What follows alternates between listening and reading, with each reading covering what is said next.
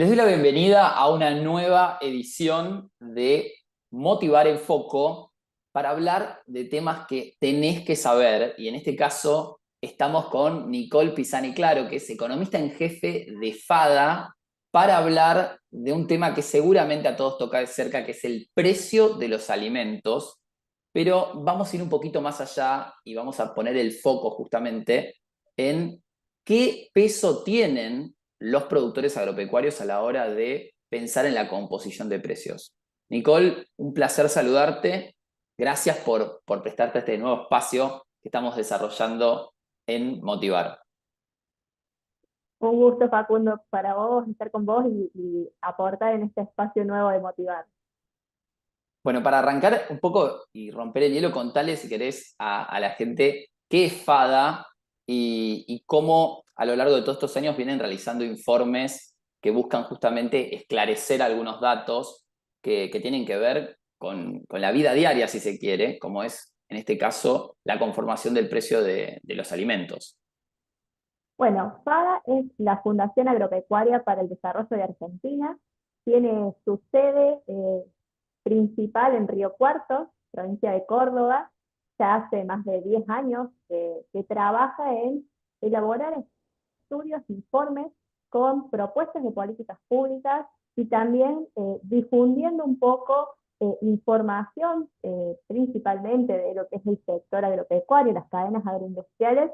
Como bien decís, por ejemplo, el caso de composición de precios, también para aportar información concisa para derribar mitos, muchas veces instalados, que se necesita, digamos, esta información para mostrar la realidad tanto del sector como de la sociedad en Argentina a nivel general. Muchos de nuestros estudios tienen como finalidad la propuesta de políticas públicas, apuntar a mejorar la calidad de vida de toda la población, no solo con foco en el sector agropecuario, sino con una mirada general de país. Y bueno, ahí entran en juego estos estudios, estos informes que hacemos. Uno de ellos es composición de precios, que tratamos de darle seguimiento a cómo se compone el precio de tres productos como la carne, la leche y el pan, que muchas veces están en la agenda, en el debate de por qué aumenta el precio, por qué si bajaron los precios de los insumos como granos, por qué no bajó el precio del pan. Bueno, esos mitos que muchas veces necesitamos tener la información, mostrarla, comunicarla de la mejor manera para esclarecer la situación. Totalmente, sí, es casi un ejercicio diario que hay que hacer para que la gente no caiga muchas veces en esos mitos y cada vez que se escucha hablar de o el aumento del precio de la carne o el aumento del precio del pan, muchas veces los cañones apuntan a el primer eslabón de la cadena, al productor o aquel que provee la materia prima o el insumo principal de ese producto, en el caso del pan.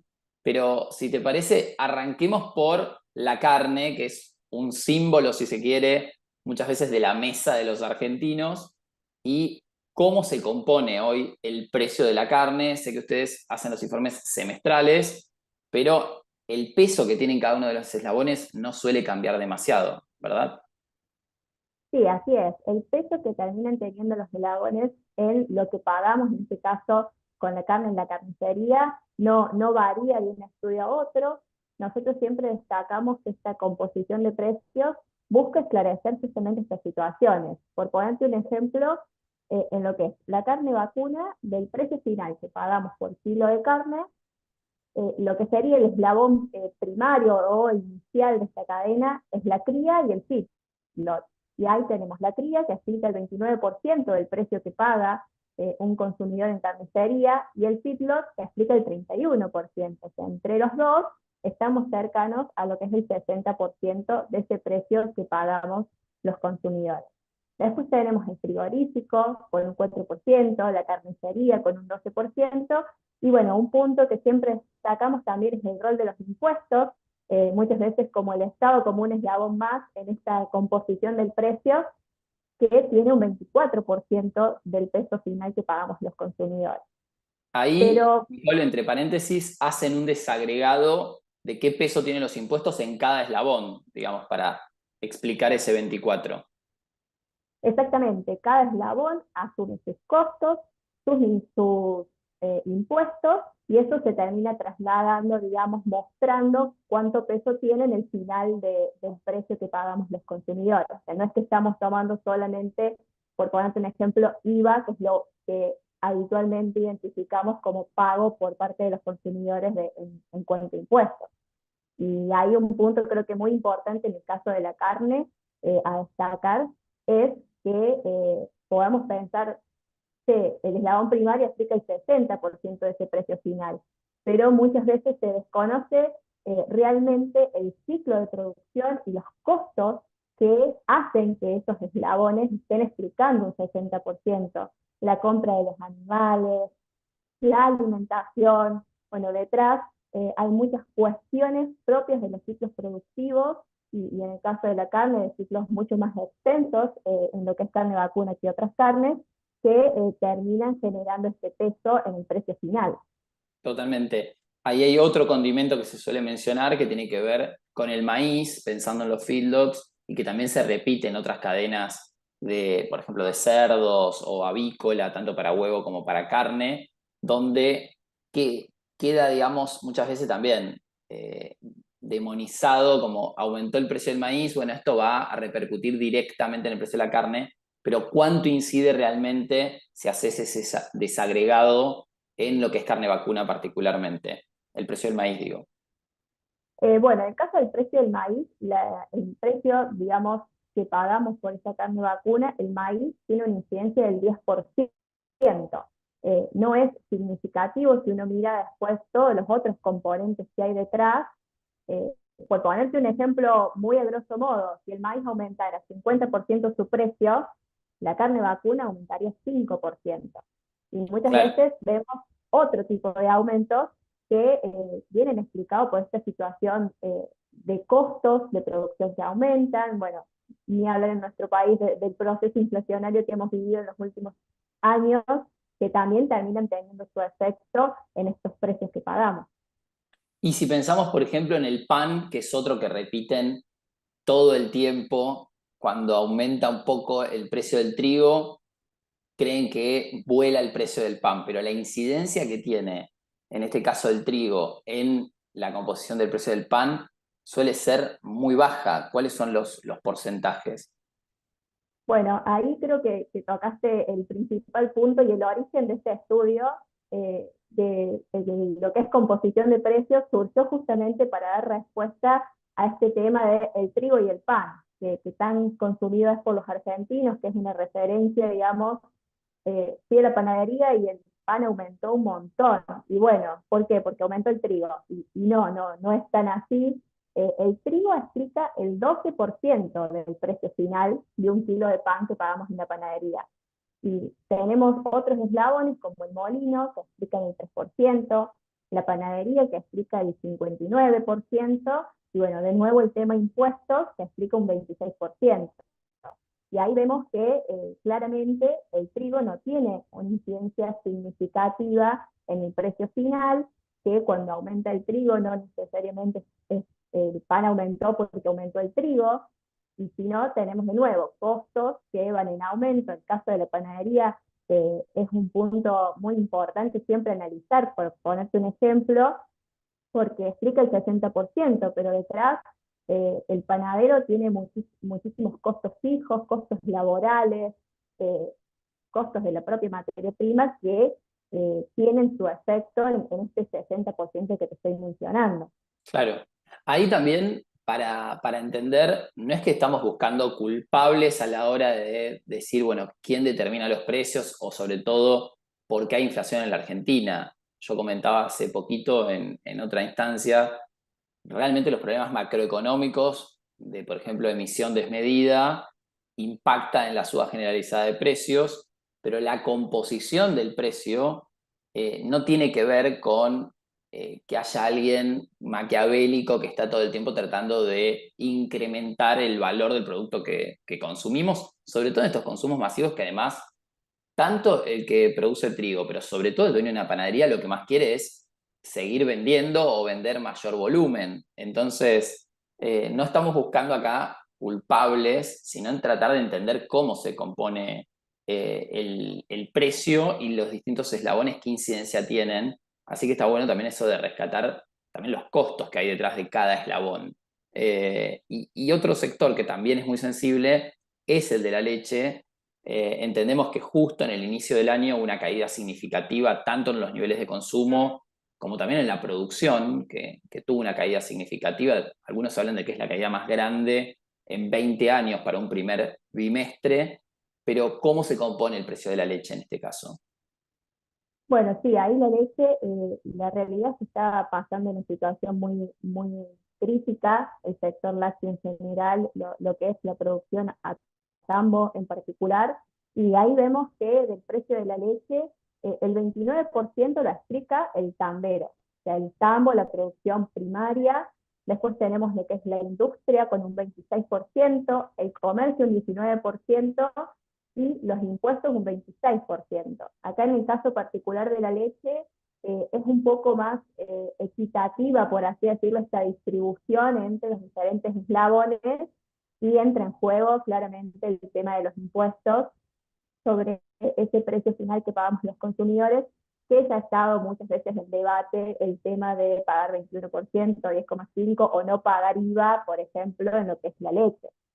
Ahí claramente el tambo tiene su incidencia en el precio final de la leche, pero como te decía, es una situación muy particular la que se está pasando, que se está atravesando en el sector tambero, eh, mucho aumento de costos de producción, y es esto también un poco que decías recién.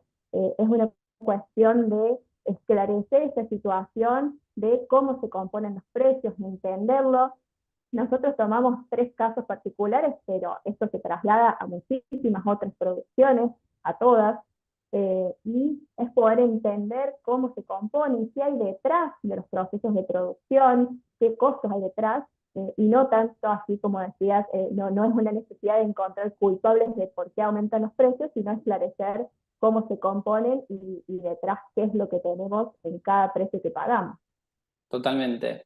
Y si me permitís, podemos hacer un doble clic sobre los costos que tienen, sobre todo las producciones primarias en cada uno de estos productos que hablamos, digamos, desde la carne, pasando por el pan y la leche, porque ahí también se puede entender un poco mejor cuando se habla de costos. Bueno, ¿de qué costos estamos hablando? Entiendo que la nutrición es importante, pero el costo de oportunidad también de la tierra, del uso de la tierra, la sanidad.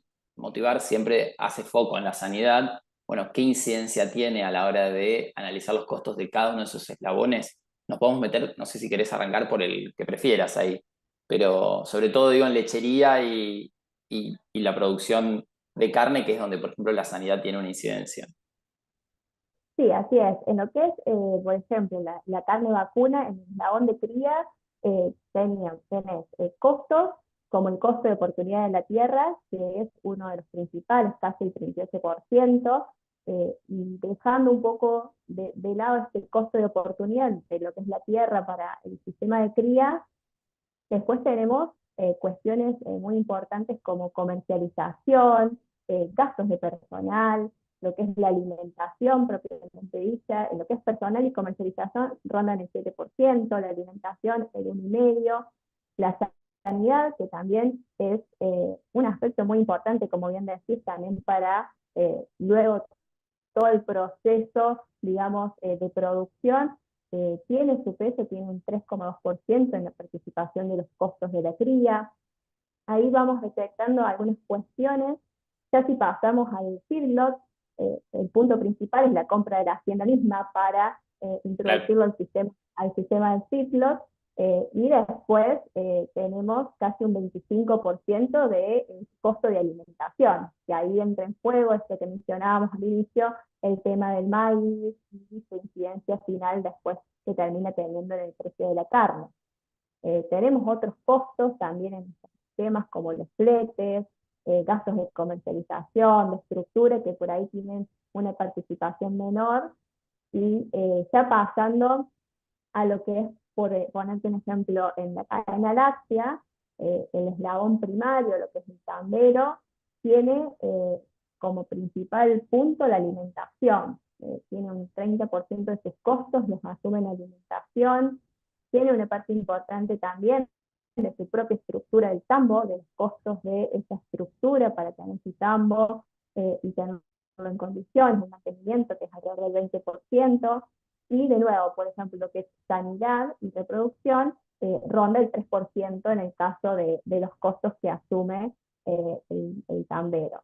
Después también tenemos costos laborales, que son alrededor del 10%, pero es un poco mostrar esto que tenés estructura, tenés alimento, tenés personal, son estos costos los que terminan impactando y estando detrás de cada eslabón productivo. Total.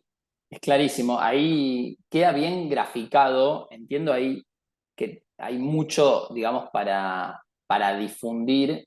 ¿Ustedes qué repercusión tienen a lo largo de todos estos años que van generando los informes? ¿Percibís que hubo un cambio por parte de la sociedad de entender esto de quiénes están detrás de cada uno de los eslabones que conforman los precios de productos que son de consumo masivo? ¿Hubo una concientización? Sí, creo que sí, que con el tiempo se ha logrado avanzar en poder difundir siempre de una forma clara, concisa, traduciendo por ahí estos datos duros que nosotros, los economistas nos encantan los gráficos, el número con decimales, Sí.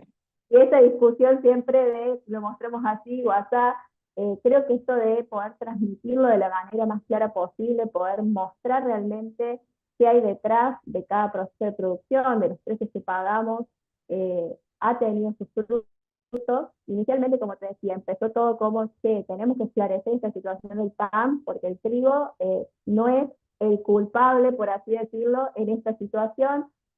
Hay otras cuestiones detrás, hay procesos de producción, y creo que con el tiempo se ha logrado avanzar, concientizar en eso, derribar estos mitos que estaban instalados. Eh, Gracias a, primero, creo que un punto muy importante es la forma en que trabaja FADA, todos sus informes son públicos, de libre acceso, siempre transparentando las metodologías, los procesos con los cuales trabajamos, y bueno, la difusión después que dan también los medios y la gente en las redes sociales que se hace eco de esta información. Clarísimo. Sí, un poco también esta era la intención de esta edición, de motivar en foco, de poner en foco un tema sensible para todos, porque cada vez que vas al supermercado, a la carnicería o vas a la panadería, te encontrás, digamos, con que la mayoría de la gente se queja de los precios, pero no terminan de entender esa quizás gran diferencia que hay entre cómo se compone el precio y por otro lado, qué es la inflación, que no son exactamente lo mismo y sobre todo esto de entender cuáles son los eslabones que pesan a la hora de pensar en cómo se conforma un precio. Así que te agradezco muchísimo, porque fuiste súper clara, sumado también a los gráficos que compartimos. Yo creo que es un muy buen aporte y da para después mucha tela más para cortar, digamos. Hay un montón de cosas para analizar con respecto a cada uno de los eslabones, así que seguramente a lo largo del año nos vamos a reencontrar. Seguramente nos vamos a reencontrar y muchísimas gracias por el espacio, siempre difundiendo esta información, haciéndolo llegar a más gente, creo que es buenísimo y estamos para seguir analizando la información. Gracias.